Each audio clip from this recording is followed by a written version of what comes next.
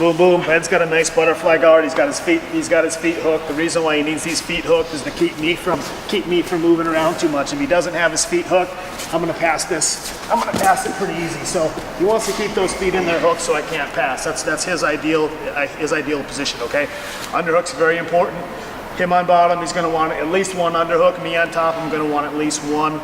I like to get both, but if I get one, that's okay too. So we started off here fighting for our underhook draws. If I'm gonna pass, this is a lot more difficult position for me to pass guard from. So I'm gonna look to break them down. By breaking them down, I can grab low on the hips. I can either do it with a 50-50 tie, or if I get both under, I can just grab nice and low, and all I'm gonna do is I'm gonna scoot his butt to me, okay? Rather than me pressure him forward. If I pressure him forward, and he's a good guard guy, by pressuring forward, I'm gonna get light on my hips. So by pressuring forward, and he could elevate and start posing problems. He could get a double underhook right there, or he could go to full guard, preferably try to get out though. So I don't want to pressure forward this way. What I'm gonna do is I'm gonna come low, and I'm gonna scoot. I'm gonna scoot him in, okay? So that way there, I'm staying nice and heavy and strong with my hips. I'm taking his hips away from him. I'm pulling him into me. So boom, go both unders, nice and low. We just scoot him in, break him down, use my head and my shoulder to pop him low. Okay, so from here, what I want to do, start making him real uncomfortable, make his legs uncomfortable. By doing that, I'm gonna scoot in nice and tight.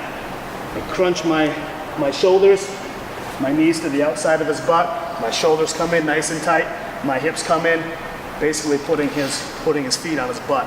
And by doing that, he's probably not going to be real comfortable here. A lot of guys probably aren't going to want to sit here for too long. What I'm trying to get him to do, I'm trying to actually get him to give me some pressure with his feet. Kind of a natural reaction when I'm pressuring in so hard is going to be for him to give me a little bit of reaction back, which is what I'm looking for. So what I'm trying to do now is I'm going to time it. As soon as he gives me a little bit of pressure here, all I'm going to do is I'm going to sprawl, post, sprawl. Just give a nice little shuck. I refer to this as a shuck pass. I don't really know what the real name of it is. It's a shuck pass in my vocabulary. So we're here, pressure in nice and tight. He gives pressure with the feet. As soon as I feel that pressure, I sprawl and post at the same time. I go straight here with my arm across the leg.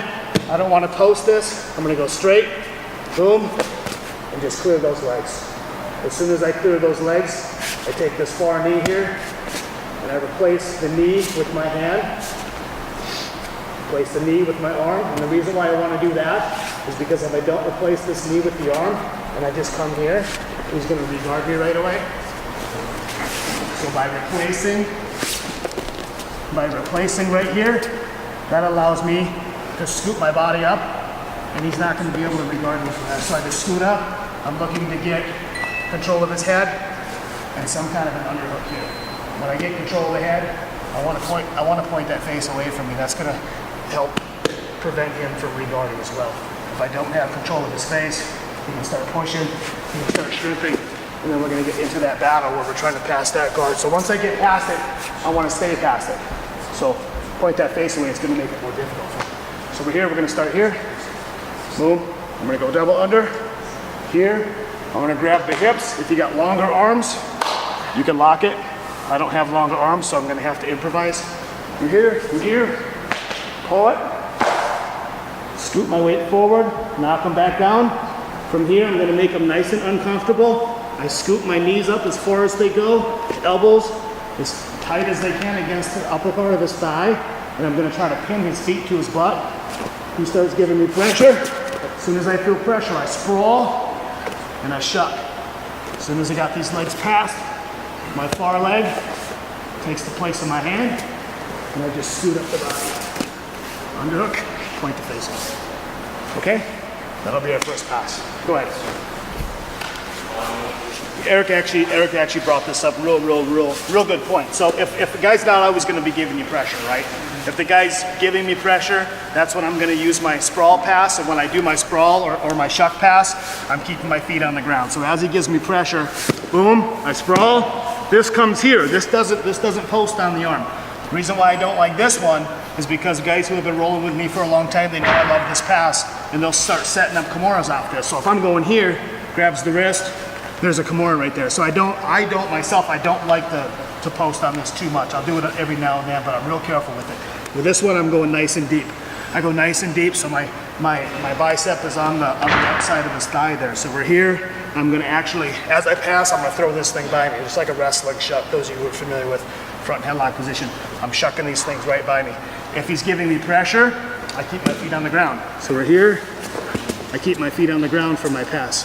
If he's not giving me pressure, and he's not giving me any pressure in, that's when I'm gonna jump it. That's when I'm gonna do that one. Okay, so there's gonna be two different options from there. If he's giving me pressure, I keep my feet on the ground. If he's not giving me pressure, that's when I'm gonna jump it and clear it. But the big thing again, like I said, try to avoid this, okay? This one is coming from here. And we're gonna throw it. Notice as I throw it, I'm meeting him halfway. I move my body out this way, and I throw his body out this way, okay? A couple more minutes. Try it both ways though. Try it with pressure, without pressure.